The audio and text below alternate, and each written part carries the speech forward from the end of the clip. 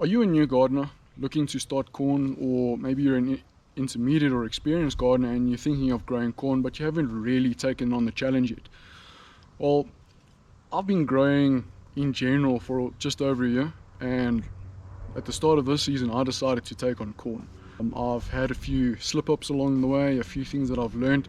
I'll take you guys through my journey in growing corn, harvesting a few of the ears, being a little bit disappointed with the results, and just show you where I failed so that next time you guys can succeed, and all the recommendations that I'm going to be doing on my next planting, which is still going to be the season. I'm going to try and get in another crop before winter comes. So I'm going to just show you guys what I've done, what I plan on doing, and then yeah, hope you guys enjoy the video. So initially what I did, there weren't any garden beds here. So initially I had to create the garden bed. So I basically just demarcated everything out, started digging. In terms of dimensions, from the boundary wall basically came out about 100 mils. From that point I came out then 1.2 meters. So the actual cultivatable area would be 1.2 meters, and then just giving a little bit of a gap between the garden bed and the wall itself. And then while I was busy creating the garden bed, I buried a whole ton of scraps within the soil. If you want to know about spacing or depth, the scraps was sort of, I would say, about 300 mils, sort of below the surface. So after demarcating everything out, just till everything up, get rid of all the grass, dig a trench 300 mils deep, and then bury the scraps, cover it all over. I also put a very thin layer of compost over the top with a thin layer of mulch. The mulch that I use is basically just grass clippings. One, because it's readily available. Two, it breaks down quite easily, so it makes the nutrients available to the soil itself relatively quickly. That can also work as a disadvantage because it breaks down so quickly, so you need to top it up quite often. But I mean, if you don't really have the bucks, or you're really starting in your garden and you have a lot of lawn, or you can at least procure a lot of grass, I recommend it. I did that for my entire garden, backyard, front yard. I've seen some pretty good success with mulch from grass clippings. What you do want to make sure of is that, especially if it's very fresh, don't have it in like very thick layers. What I've done, you can see it's a very thin layer, right? But as well, especially when it's very fresh, if it's too thick, it tends to compact and sort of create this almost like impenetrable mat where water doesn't get through. So you just want to watch out for that. So if you have the time, let it dry just slightly. Otherwise, if you do just hoy it down, just every couple of days, come in, just sort of muck it around, let it sort of mix into itself, just to help dry it out a little bit. Yeah, so that's how I created the garden bed itself. So just demarcate everything out, garden scraps, mulch, pretty basic. From there, that's when I started planting everything up. The seeds, I soaked the seeds for about a morning. It's just to soften it up, pre-hydrate everything before you get everything into the soil. The spacing itself, you can see it's quite dense. So corn is something that you need to sort of plant in dense blocks, because it pollinates via wind. The tassels that it forms at the top, this carries the pollen. With wind action, the pollen falls down, catches onto the silks that form, and then here you can actually see the corn itself. So all that pollen needs to come down, soak onto the tassels. Then from each tassel goes to one kernel of corn. So each tassel needs pollen to pollinate decently. So like I said, I planted everything in a block. The block itself is about 1.2, just slightly wider, I would say 1.3 meters this side. And then I have 6 rows, 5 rows deep. Each stalk is basically a hand length apart. My hand measures 250 from tip to the end here, into the palm. The reason I did that, so in freedom units, that's about 10-12 inches. The whole reason I did that is because I was trying to experiment a little bit with the square gardening method, trying to get everything into nice sort of square foot blocks.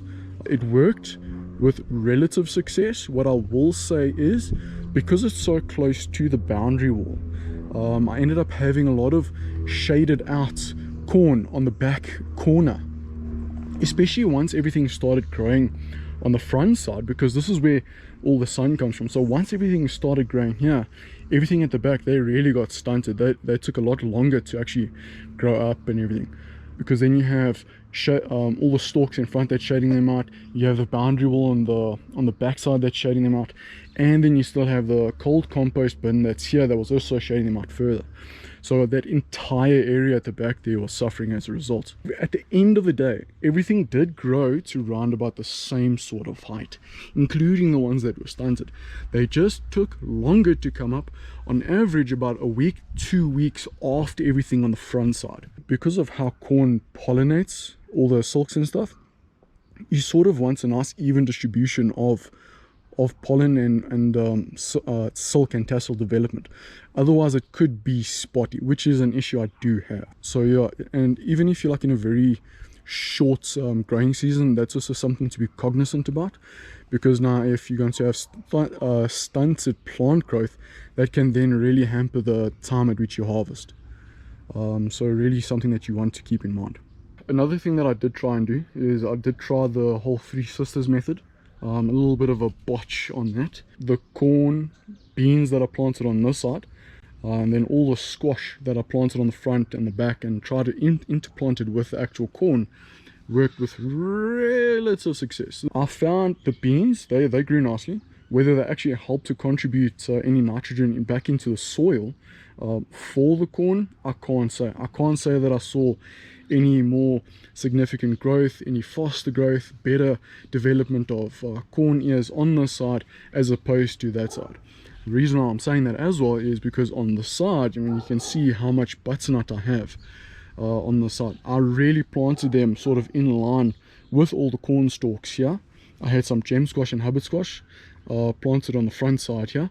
So despite how densely packed everything is, I can't really say that I've seen any specific stunting within the plants. Again, this is my first season of corn, so I would really have to monitor it over a few seasons. So yeah, that's pretty much what I did. I mean, in terms of getting everything up and growing, you know, you water every couple of days, just make sure that the soil is nice and moist. What I did also do additionally, after all the scraps and this bit of compost that I put into the bed originally, I did put in some cow manure after everything had germinated and come up just slightly. I can't remember exactly at what point. I just remember it was sort of after everything had germinated and everything was up maybe a foot. But yeah, everything has pretty much grown nicely. After we had a hailstorm sort of mid-December, everything stopped growing. Now, I'm not sure if the hailstorm had any contributions to that, because it did damage a lot of the foliage, or if it was just, you know, everything had reached its predetermined height. Yeah, so I'm going to try this variety again and we'll sort of compare those results. Now, in terms of issues itself, so despite the fact that I put in so little organic matter into the bed originally and even afterwards, I mean, I never fertilized. I had the garden scraps with a little bit of compost in the beginning, and then I had that little bit of cow manure at the end. So if you take a look at all my foliage, it's nice dark green, it's healthy. The ears themselves and everything, they look pretty good. The only thing that I do think is maybe I should have put in a lot more, specifically because of all the squash. And in terms of for the corn itself, everything, I think that was all hunky-dory. Yeah, and then the biggest issue I had was pests, specifically birds. So after the hailstorm, the birds pretty much came in free reign. Everything that wasn't damaged, they sort of destroyed everything else, ripped up all this foliage, all the tassels. You can see what happened here. They went to town, destroyed a lot of these tassels. Some of these corn stalks, they don't even have any tassels anymore. Like I said earlier, because corn pollinates from the tassels, all the pollen forms there, comes down onto the silks. It's a bit of an issue if you don't have any tassels. So what I did try and do is I tried a few deterrents. Came outside, clapped my hands every time I saw them. They really enjoyed the applause. They came back every single day, so that didn't work. You can see I have a few strips of plastic on the stalks themselves. Unfortunately, that didn't work either. The whole idea, it'll sort of catch the wind, it'll wave, it'll create a bit of motion, the birds should get scared and not really come here. I didn't really see any positive results. I tried also, you can see tin foil. I tried the same strips sort of thing with the tin foil. That didn't work. After I gotten really frustrated with the birds, I then took the tin foil and essentially wrapped the bases of these tassels itself. The whole idea there was literally to just prevent them from actually snipping off these tassels entirely. That worked to reasonable success. Issues that I had with that is that sometimes, especially if it wasn't nicely sort of crimped onto itself, the birds actually came through, took the tin foil off, and then I'd find tin foil lying around in the garden bed. You don't really want that, so that is a bit of an issue. After that, I then tried physical barriers. I literally came through with newspaper, wrapped the newspaper around the individual ears, and then I taped it up. That worked for birds. However, I did notice on inspections that once you lift those newspaper sheaths up, you'll see there's like a lot of insects and stuff on the inside. I saw earwigs, I saw ants, I saw these little almost beetle-like looking dudes. I don't know what they are, but they're like quite tiny. So I don't recommend the whole newspaper route. You'll protect it from the birds, but then you're going to have issues with insects. So from one issue to the next, so you want to stay away from that. I found the greatest success now with these actual bottles. So a few things with these bottles. You'll see I've tried the bottoms and I've tried the tops. The big issue with using bottles, if there's no sort of breather holes, then you're going to have accumulation of moisture at the top. But if there's a lot of moisture that's building up here that's not escaping, you could then foster mold growth around your ears. So then again, you're going from birds to insects to mold. So a bit of an issue. So if you do use bottles, which is what my recommendation is, especially if you're like on a very small scale, just make sure that it has breather holes. Now I've seen some people, they'll use like socks and stuff. The problem is, just as an illustration, this bottom, like I said, the silks need to be pollinated for the individual kernels to be pollinated so you can get a nice corn. So if there's something obstructing the pollen from coming down and pollinating those silks, well, then you're not getting nothing. So that is the issue with using socks or even the bottoms of these bottles. Now what you can do, you can cut the tops off, sort of like what I've done here. Feed these tassels through, and then at least whatever pollen does fall down, then at least you'll still have some form of pollination. So bottles, cut the top off, or if you have plenty socks lying around, just make a little bit of a hole at the top, feed the silks through so that at least it can still get pollinated. It's either that or you're gonna have to wait until after everything is pollinated and then run the risk of birds coming through. Okay, so now for my last oopsie. So I waited too late to harvest everything. I literally started harvesting everything yesterday. In terms of timeline, so I created the bed early October. On the 7th of October, that's when I initially planted the actual seeds. Tassels, they started coming out, it was around about the hailstorm, so mid-December, sort of the 15th or so. It was about a week later that the ears started developing, or should I say the ears with the silks. We're now sitting at the end of January, so it's been a month, just over a month since the tassels started developing, about a month since the ears and the silk started developing. These corns, yeah, really, they're kind of disgusting. I'm going to be honest. They're hard. They're not like completely dry. They still have a little bit of moisture, but they're not good for sweet corn. If I was doing popcorn, then yeah, sure, then I'd leave them a little bit longer. But I waited way too long. What you guys can look for is, if you don't have the experience like myself, feeding the corn, you're not going to know if it's right or not. You're going to need a little bit of practice first. So the one thing that I did notice is the ears that were the most dry, the leaves themselves actually had sort of crisping on them. So you can see here, this one I need to harvest, but you see how these leaves here, they're already starting to dry up. So I can guarantee you now, if I take this off, it's going to be super dry. Now normally when you see something like that, you'll think, okay, it's lack of water. But in this specific case, I've noticed that it seems to be that it's literally just drying out. It's overdone. I should have harvested them maybe 2 weeks ago already. Alright, so what am I going to do differently next time? So because everything is pretty much overdone, I'm gonna reset this bed. I'm gonna take everything off, I'm gonna take everything down. All the butternuts that's forming now, I'll just have to sort of take them out. See, probably just put them down so they can sort of run across the ground. I'm going to bury a whole ton of scraps in here, a bit of compost. I'll put in a bit of cow manure as well initially, once sort of upon resetting the bed. I did a bit of searching this morning. For every square meter that I cultivate for corn, I essentially need like 100 grams of compost, specifically talking about nutrients and stuff.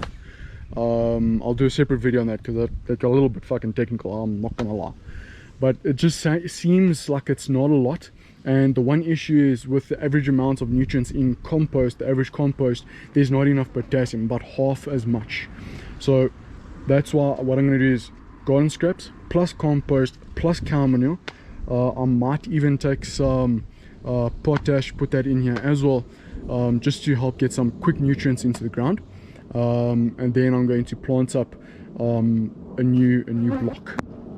So the scraps themselves, I've seen some other videos where it takes about a month for everything to break down and sort of become available to the plants.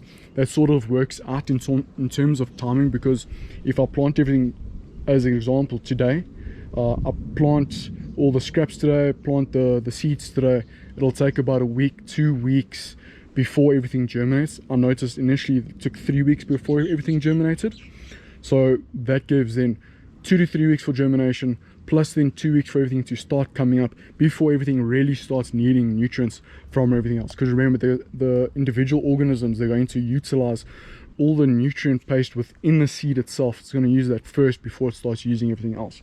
So hopefully by the time everything germinates, most of the scraps will be sort of broken down. Chop everything up nicely as well, just to help hasten the process.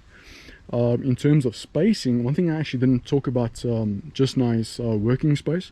Because everything is so dense, if I need to get to the back to put in any deterrents, any bottles, to just check what's going on, I can't really do that. I'm not, yeah, really, yeah, like I said, it's a hand length, dude, so you can't get in there. So what I'm going to do when I replant everything, in a 1.2 by 1.2 meter block, starting at 0, then I'm going to create these rows. Essentially I'll have 4 rows. Each row will be about 450 apart. So 0, 450, 900, and then I'll be just a little bit over 1.2. Then each stalk will be within each row. I'm going to plant them up 8, maybe 10 inches, so 200, 250 mils apart. I'll probably make it about 200 mils apart, but I'm going to stagger them. So starting from, again, from 0, everything's going to be 200 mils apart, in a straight line. But now I'm going to offset everything from that center line by maybe 50 mils each. So then everything will get essentially an extra 100 mils of spacing. The whole idea there is I'll have these rows that I can go down. Everything will be then staggered within each row, because it's quite close together. Everything will be then staggered, so at least each sort of area of growth for all the root balls, it should be sufficient so that everything can sort of grow without really having to compete too much within each other. So I'll still have the nice dense spacing, and I'll have some decent working space. Think about doing is maybe like a massive physical barrier over this. I'll plant like 4 stakes, bam, bam, bam, bam, with a bird net over the sides. It's really just so that once everything starts developing, specifically with the tassels, then that'll help. The benefit of having those 4 stakes in as well is then if I do anticipate any hailstorms, then I can put up like a tarpaulin or a shade cloth or something just to help with that as well. So that's something I'll consider doing as well. Otherwise I'll just continue with using the bottles to protect the ears once they start forming. Something else that's quite nice about having the rows, then I can plant other things in there. So one thing that I'm thinking of doing is I'll plant a combination of bush beans on the front half, and then maybe something like fava beans or any other climbing bean towards the back, because then those should sort of be ready for harvesting just before winter, sort of autumn. Yeah, then I have beans for soups and stews and curries and stuff like that. So yeah, get my corn, get my beans. Yeah man, that'll be pretty sick. So yeah, that's pretty much my plan. Alright, so I just want to show you guys what it's going to look like if I harvest this one. Okay, so tassels are pretty dry. I mean, they come out super easy. They really just crumb up. Like I said just now, the actual sheath, I don't know what you want to call these leaves, but the actual sheath of this corn, it's already starting to dry out. So I'm going to take this boy off, down, twist. So it even came out very, very easy. So yeah, so that's my corn. Let's take this off, see what we can see. Damn, dude. So that's a nice one. Yeah, boy. That's not bad. That's looking yeah, man. Okay, so one of the things that I've seen people say is when you, as a test to see if everything is ready, you sort of poke the corn itself and see if like a white fluid comes out, which is essentially just all the moisture and all the water that's within the corn itself. Yeah, it's also, this is actually already over up. There's no moisture coming out.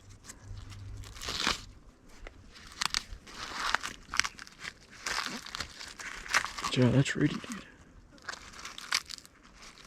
Much less dry than the other ones. Interesting. Yeah, that's already pretty dry. I should have harvested this like last week. Yeah, so looks good, tastes alright, a little bit dry. So like I said just now, what I'm going to do, I'm going to reset this whole bed, take everything down, harvest everything that is currently existing, reset it, put in my grid. I'm going to then get my 4 rows together. Everything will be spaced and staggered within each row, 8 inches apart. My 4 rows will be 450 apart, which is, I don't know how much that is in inches or feet. It's like 1.5 foot or so. Yeah, I think that'll be pretty good. I'll plant up some bush beans on the front half within the rows, and then I'll plant climbing beans towards the back. Yeah, see what I can get. Hopefully I'll get some better corn. And for everything that is currently like super dry, my plan then is I'm going to harvest everything, let it dry just slightly more, then I'm going to fry. I'm going to try frying, and I'm going to try baking everything, put on some nice savory spices, and then I might not have sweet corn, but I'll have some savory snacks. So there's always a plan we can make. So yeah, so that's the video on corn. I just really wanted to show you guys what my journey has been like. As an inexperienced gardener, not really knowing what's going on. You can search in Google and YouTube, whatever, but sometimes you just need to learn things the hard way, make your own mistakes.